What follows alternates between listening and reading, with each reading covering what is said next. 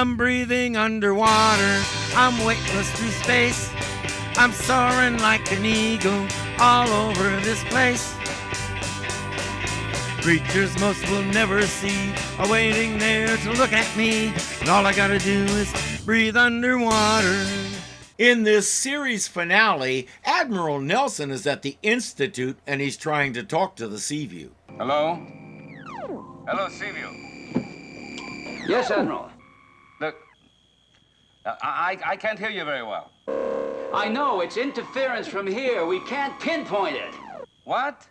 Emphasis on trying. He isn't getting any better results with the scrambler.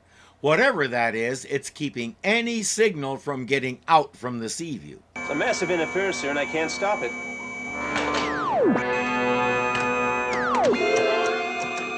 There's an explosive force building somewhere. Look out! It's gonna blow!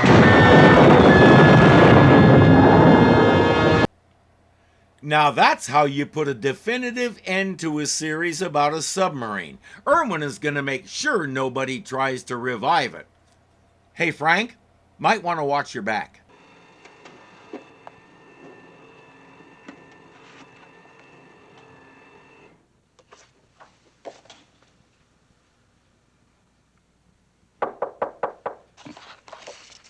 Come in. Sir, we brought the crate over as ordered. You're not wrong. That was an image of Mr. Pym, the guy with the pocket watch time machine that they already blew up once. What's it about? The answer is in the crate Patterson mentioned.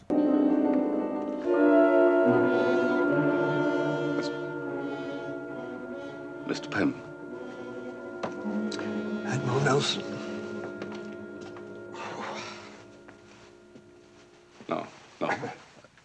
You're dead. Not dead enough, apparently. Somebody did a bad job of deading him.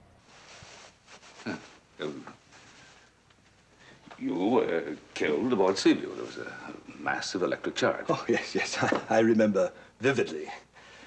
But happily for me, or perhaps unhappily, Admiral, there was a small residue of time travel energy left in the submarine, enough to shift me slightly in time and save my life. How convenient.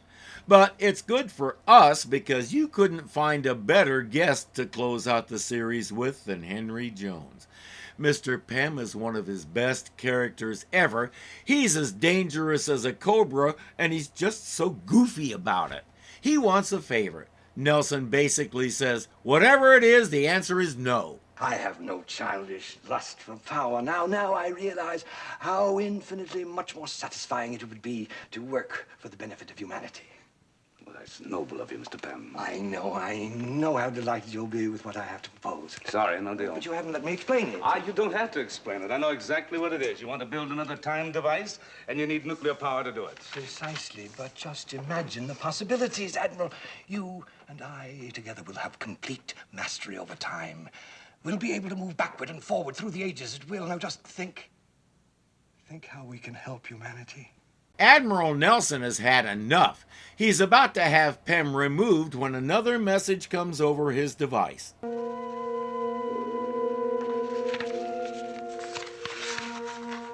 There's something wrong, Admiral.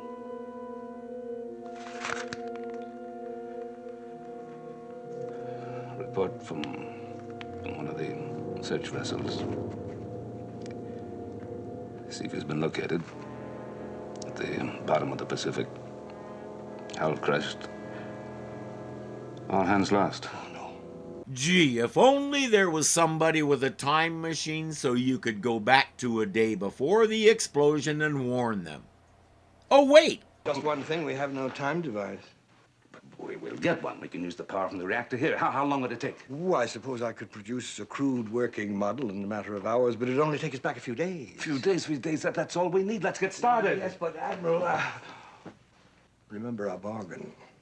What are you talking about? I'm talking about humanity. This crude working model is only a stopgap. For the sake of humanity, I must reproduce the perfect time device. The first things first, now we've got to say Seaview. The world from Move. stupidity, from its avarice. I suspect Mr. Pym is thinking, sometimes it's almost too easy. Well, for a very limited time transfer, I think it'll work. Well, try it. There are risks involved. Oh, the devil with that. Well, according to my calculations, this should put us back about 2 days. All right. Activate it. He pushes the magic button, and suddenly they're in the reactor room on the Seaview a day earlier. Admiral. Ah, Chief, everything all right? Yes, but, Oh, you're wondering how I got aboard. I'll explain about that later. Hello, Chief. So Yes, he's back. I'll explain about that later, too.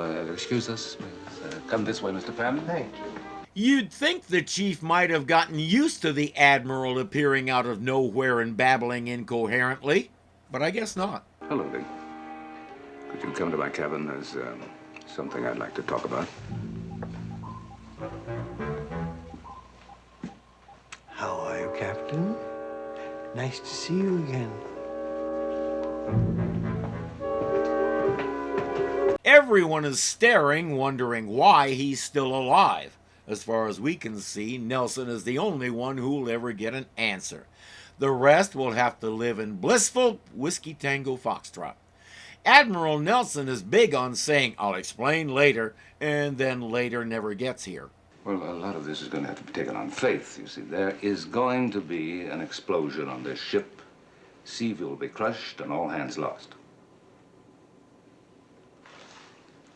I see you're in the fortune-telling business now. Oh, no, not at all. Please, let the Admiral explain. Admiral, what can you tell me that hasn't happened yet? But, Lee, this has happened. Oh. Well, I'm sure I could remember a small detail like that. No, wait, we'll try to understand. See, Mr. Pym and I are no longer in the present. One more time, let me cut through the verbal smog and translate you, Admiral. Tell him Mr. Pym brought us back in time to prevent the explosion. Now, how hard was that? Crane goes off to oversee a complete wiring inspection. Admiral, where are you going? But I inspect the ship, of course. But you're not going back on your promise. What promise? You promised me the means to perfect my time device. It was clearly a part of our bargain. Oh, yes, it was. All right, I'll see. You'll get whatever you need. Come with me. My dear sir, after you. The grinning obsequiousness that's so obviously fake may be Mr. Pym's defining feature. Nevertheless, Nelson made a deal. One short time trip in exchange for helping him get total mastery over time again. As my dad used to say, that's an even trade. One horse, one rabbit. Well, make good use of your time. If you need anything while I'm gone, just call. Oh, yes. You're not locking me in. I most certainly am. Precisely what he wants. Nelson is not paying attention. We watch him produce a pocket watch and start doing things to it.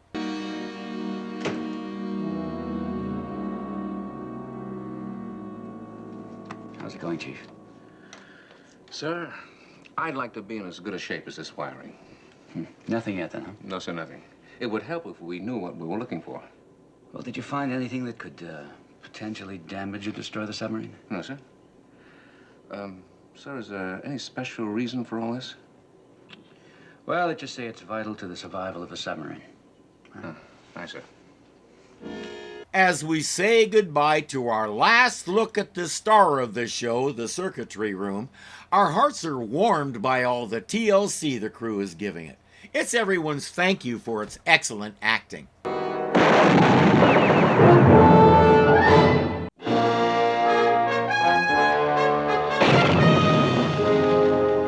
did we hit? Well, nothing. Sonar's clear. No foreign object has touched the hull. Something had to cause that jolt, though there doesn't seem to be any damage. We're at dead stop. Impossible. I gave no such order. Look, we're in shallow water. Periscope depth. The chart indicates no shoals in this area. Well, let's find out. The first weirdness, it's night up there. It wasn't a few seconds ago. The second weirdness, there's a town within sight. They need to surface and figure this out. What is that out there? If I'm not mistaken, it's an 18th century early American town. Haverstraw, New York, if I'm not mistaken, the location of one of the most important clandestine meetings in history. That puts the Seaview in the Hudson River, and they can't move. Admiral Nelson is dragging Mr. Pym to the control room to explain himself. Topside, Mr. Morton has set lookouts as per protocol. Skipper.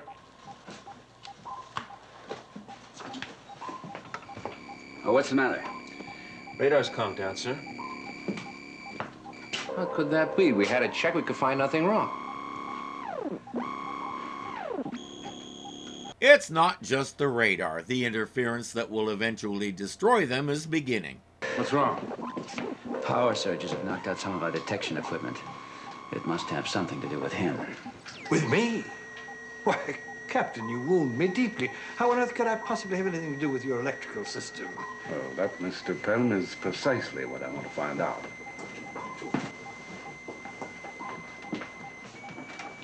Who gave you men permission to leave your post?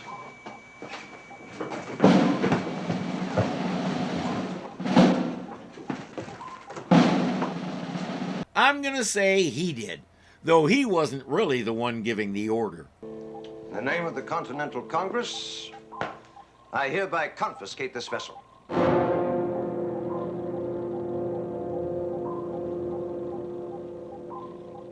Well, where's her master?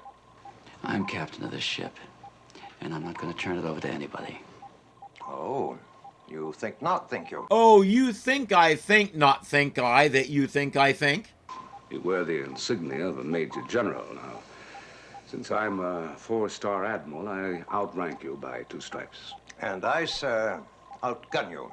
I am taking this ship. Oh? Oh, you outgun us, dear. Well, I'm afraid you're in for quite a surprise. Correction, Admiral. With this, I outgun you all. And remind me who gave him the means to rebuild that thing.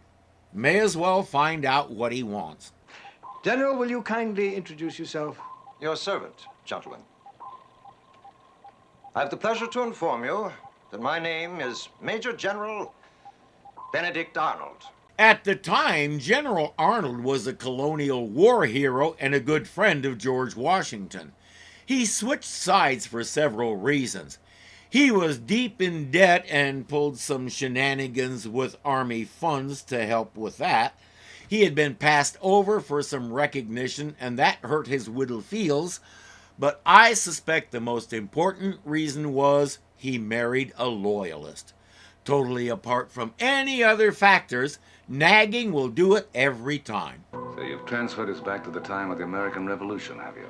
To just before midnight of the 22nd of September of the year 1780. I think General Arnold can confirm that. I can. Zounds, what a vessel you have here.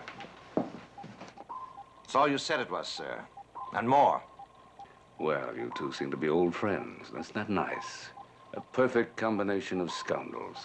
Watch your tongue, sir. It may be, sir, that he knows something of which you would prefer he did not, such as certain plans for an American invasion of Canada somehow making their way into British hands, perhaps. Yeah, he had done that a few months earlier. He's here to meet with British Major John Andre.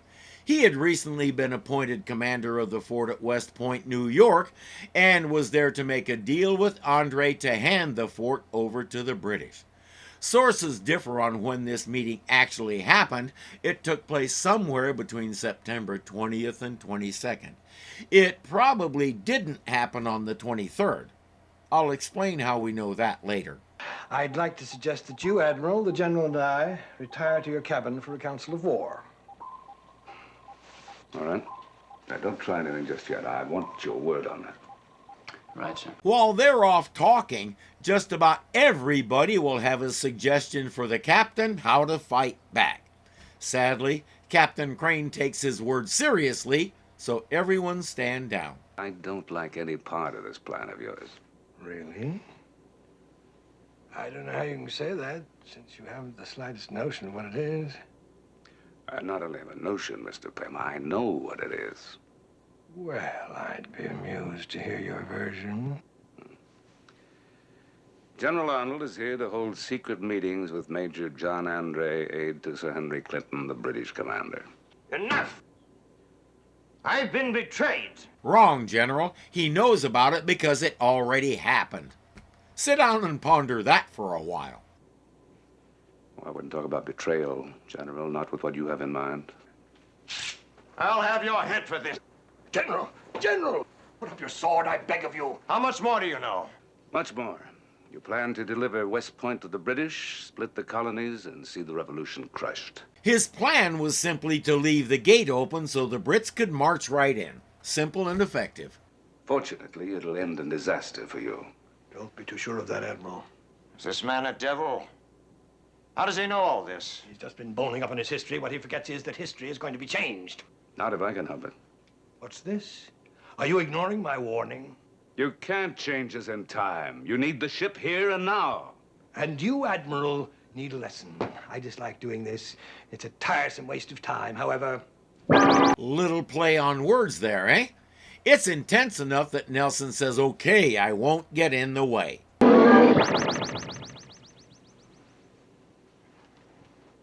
This is witchcraft.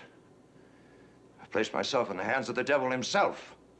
In a sense, General, it's quite true. We first met Barry Atwater in the Night Stalker movie. In Voyage Season 1, he played Logan the Buccaneer. He was a highly sought-after character actor throughout the 50s and 60s, but he died in 1978, just a few days after his 60th birthday. The proximate cause was a stroke, but the ultimate cause was, you can probably guess, cancer. I like the way he's playing Benedict Arnold, very military, stern, rigid, with a strong sense of honor. And just a touch of arrogance blended well with a hint of hypocrisy. Major Andre is here. I'm Crane, captain of this ship. Captain, your servant. Isn't it unusual for a civilian to salute? Oh, forgive my clothing. I'm an officer, Major John Andre, aide-de-camp to General Sir Henry Clinton in the service of His Majesty King George III. At your service, sir. Yes, Major Andre. I've heard of you. Through some of my foolish verse, no doubt. Oh, yes, that and other things. I am humiliated to show myself in this clothing, Captain. I meant to appear in uniform, but your General Arnold insisted on this. And it'll turn out to be a big factor in Arnold's downfall. Major Andre? This is Admiral Nelson. I am honored, sir, but admittedly bewildered. This vessel, I have never seen the like of it anywhere. Well, I'm not surprised. General Arnold is waiting for you in my quarters. Kowalski. You take Major Andre to my cabin, return here. Aye, sir. When he sent him down here, Mr. Pym told the Admiral to have Andre escorted up there. He didn't say he had to do it himself. How long are you going to let this farce go on? Well, right now, it's out of my hands. It is unless you do something. Pym isn't that clever. All you have to do is lay out the plan and we'll knock him off. I can't risk it, Lee. Pym watches almost every move I make. If he so much as suspects anything, he could destroy us all. I see. Then we just give up, is that it? Well, those are the instructions that I was to give you. And he has carried out that mission. But nobody said he had to stop there. Of course, there's always the possibility, remote possibility, I grant you, that you and the men might decide to disobey my orders. Go on. Well, naturally, you'd be acting without the knowledge that Pym could wipe us out with one touch of his thumb on that pocket watch he carries. And naturally, no sane man would take that chance. Huh? Well, I'd better get back to the meeting. As we know, only a sane man would willingly live in a metal tube under the ocean. Sir, about those men up there. I'll talk to the skipper.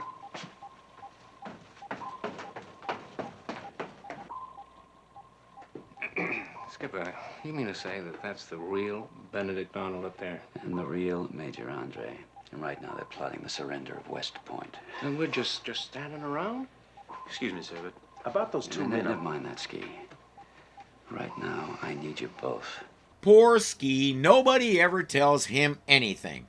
And if by chance they do, it's crazy stuff like Benedict Arnold. Chip, come here for a minute, will you? What's going on up in the Admiral's cabin? A little plotting. And, there's gonna be some down here, too. Upstairs, Admiral Nelson is watching a historic act of treason with a twist. A detailed map of the defenses of West Point, Major. If these papers are found on me while I'm in civilian clothes... You have nothing to worry about on that score. Thanks to our friend, Mr. Pym. Well, actually, it's very simple, gentlemen. This magnificent vessel is the most powerful fighting machine the world's ever seen. Powerful enough to take the garrison at West Point? Powerful enough, sir, to crush the entire rebel army and navy. If that is true, there is no need of my delivering these plans to General Clinton. No need at all. Things would have turned out a little better for him that way. This man is lying to you. What he's proposing is a total impossibility. Is it now? I'd like these gentlemen to see the missile room, Admiral. Andre and Arnold, sounds like it should be a famous puppet team, are talking about the army taking the fort. Pym is talking about destroying it. I've just got word to lift the Admiral's cabin well below to the missile room. The missile room, are you sure? Yes, sir. I have a man posted outside. All right. Well, it shouldn't affect the plan. Now remember, Chief, you're the only man aboard authorized to use the intercom for just one word. Aye, sir. Right, move on. That word is bilge pump. It's the signal to dump water on all of them. Are they in there? Check with engineering.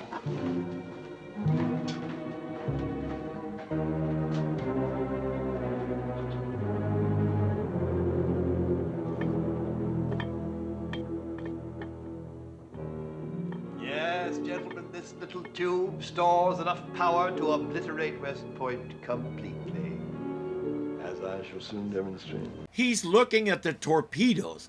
They don't work on land and they don't fly. So how... Sharkey has the door loose and Kowalski has overseen securing the top hatch. Go. That's it, let's go.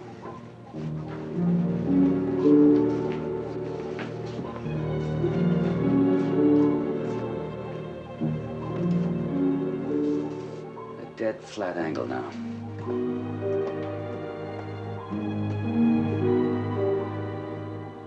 Ease it below. I don't want them to feel this. They're submerging. If Mr. Pym fires a torpedo now, he'll blow a big hole in a mud bank. The missiles can still do a lot of harm, though. They're designed to launch from underwater.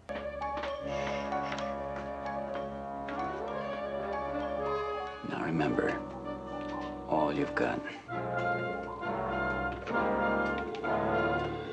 Lights! Now!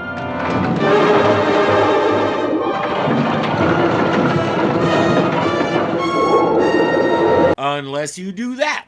Mr. Pym is having a hard time holding on to the missile controls. What are you doing? Stop it, Nelson! To say nothing of his watch. Suddenly it's up for grabs.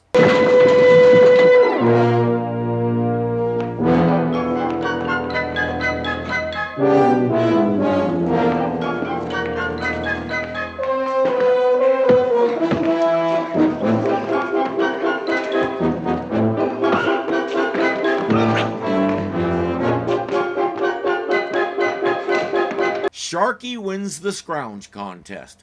Mr. Pym forgets that without that watch, he's just another guy with a face on the front of his head. Got it, Skipper. All right, give it to me some more. Aye, sir. You two stop. All right, follow me.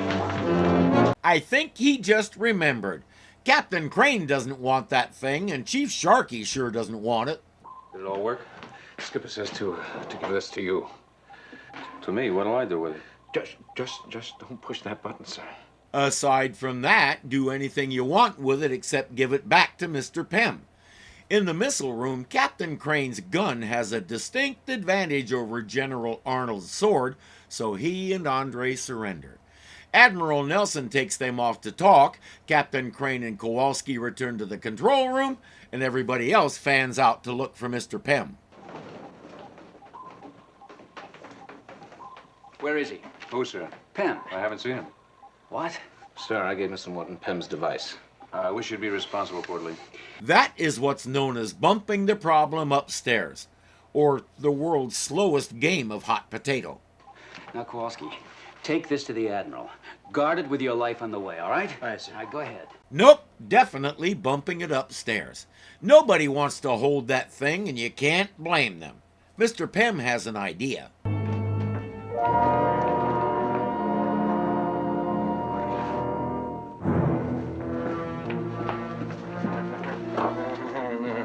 Admiral Nelson, we'll see who wins. I need power. That means the reactor room. He slips past a couple of guys who are searching for him and reaches it. This could be trouble.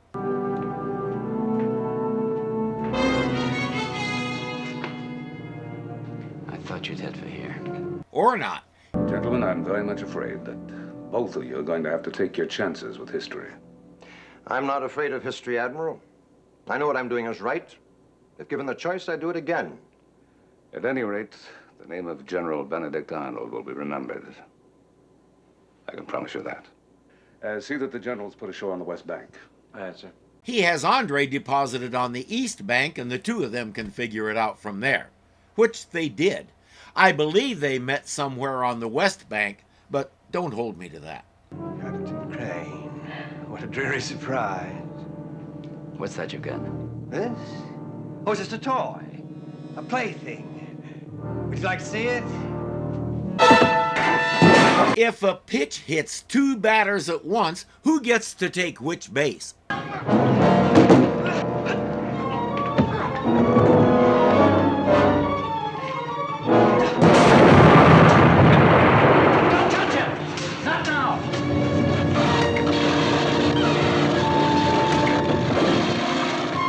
Did they discover the microwave oven because Mr. Pym is cooked? Literally. Captain Crane reports that the massive radiation did very bad things to his internal workings, and there was no time whatever to protect him this time. Once again, he didn't take into account that without that watch, he's just another guy, medium rare. I kind of like that Major, sir. We all do. And, well, I was wondering what happened to him next. Well, he was captured on his way back to New York City. They found the plans on him, arrested him as a spy. He was hanged. His capture was what brought the whole plan down. It's also why I suspect the meeting didn't happen on the 23rd. He was caught on the 23rd near Tarrytown, which is at least 3 hours away on foot from where the meeting happened, depending on how long it took him to find a way to cross the river. They caught him at 9 in the morning, but we don't know exactly how long he waited to start his journey. So there's a good chance he had been traveling for a while. A couple of Minutemen discovered him out of uniform and carrying plans to an American fort. He'll tell Admiral Nelson that he's not a spy, but a court didn't buy that. By the end of his trial, he had outed the entire plot, and General Arnold was on a ship headed for England to avoid his own news. What Kowalski said about Andre was accurate. Everybody liked him, but General Washington was in a bind. He tried to spare Andre's life by offering General Clinton a trade, Andre for Arnold. Clinton refused, so there was no choice. There was only one penalty for spying. Since you have already seen the future in some way, which I still don't understand, you must know what lies ahead for me. Yes. Yes, I do. Oh, don't worry, I won't ask you to tell me. Only one thing really troubles me, these civilian clothes. I came here as a soldier. I would prefer to return in the same way. I'm not a spy, sir. That's a matter of opinion, and historians differ. The part they left out is he bought the plans from Arnold for £20,000, which means he was actually a courier and possibly functioning as a spy. As he said, Arnold insisted on the clothes, and that was what ultimately cost Andre his life. Was he a spy? I'm not a historian, so I won't judge. I'm just a goofball with an education. I understand. Other than that, I have no regrets. Whatever is to become of me... Goodbye, Admiral. Goodbye. We first met William Beckley when he was Reggie Rich on Batman. He was also in a couple of episodes of Planet of the Apes. I like his performance. By all accounts, Major Andre was a genuinely nice, gentle-spoken man. You get that here. He's a straightforward, honorable soldier in a very difficult situation. Too bad he was forced to deal with a dishonorable man who threw him to the wolves. People on both sides mourned him, which says something about him. So that's that. History is back on track, Mr. Pym is dead, and the Seaview is still going to explode. Well, just one thing remains to be done. A very vital thing. To get back to the present. Now, not the present, the immediate past. Just before the explosion that wrecked the Seaview and her crew. Admiral, are you sure you know how to prevent the explosion? Well, I've been studying it. There's a bomb planted someplace in the ship's lab.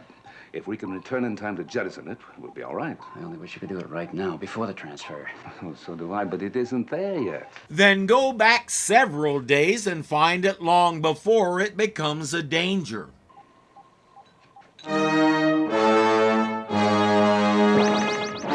I don't think he wanted that to happen. It's about time for the explosion. It's almost too late. Did you forget to adjust for daylight saving time? He pushes it again and appears on the Seaview.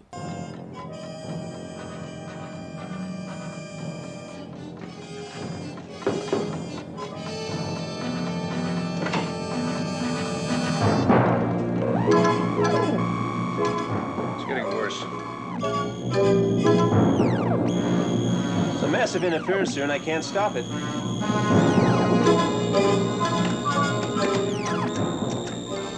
Explosive force building somewhere. Yeah, at the moment it's building in the Admiral's hand.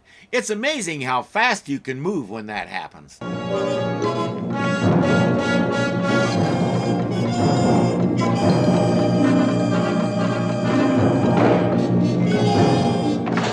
out! It's gonna blow!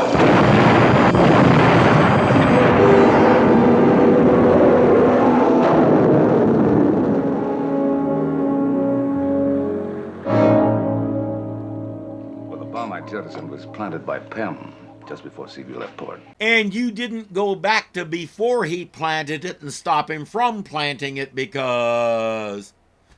planting that bomb was the first step in this intricate plan of his to change history. No. Somehow that twisted genius of mine had worked things out so that the loss of the American Revolution would ultimately result in making him the most powerful man of the 20th century. He still wanted to rule the world. He didn't learn a thing from the first time they killed him. Tell me, Admiral, do you really think it could have worked out?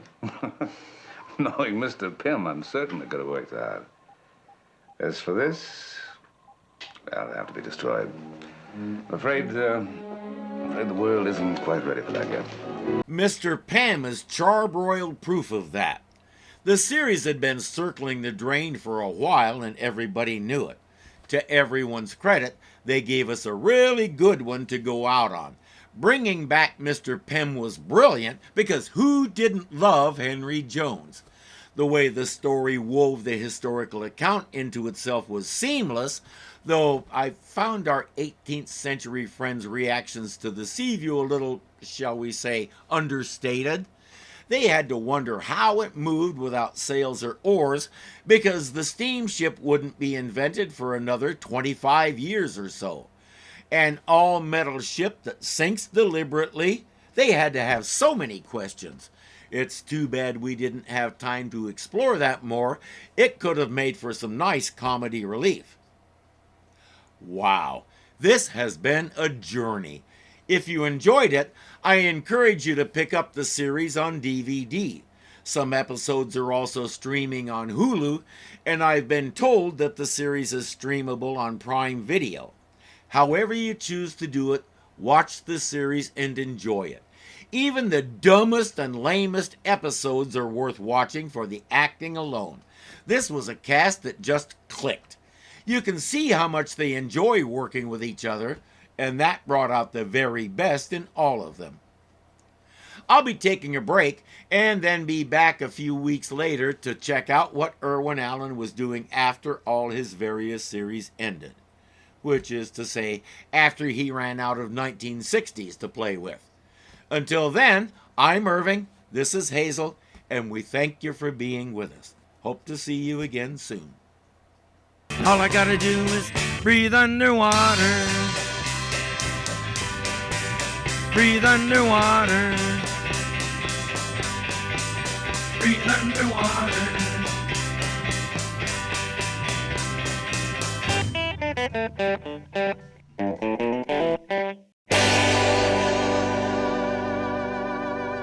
In the crate, Patterson match, but yeah, it was Patterson. Good grief, David. All right, pretty silly, huh? Yeah. He's about as dangerous as a cobra. One word at a time. The rest will have to live in blissful whiskey fango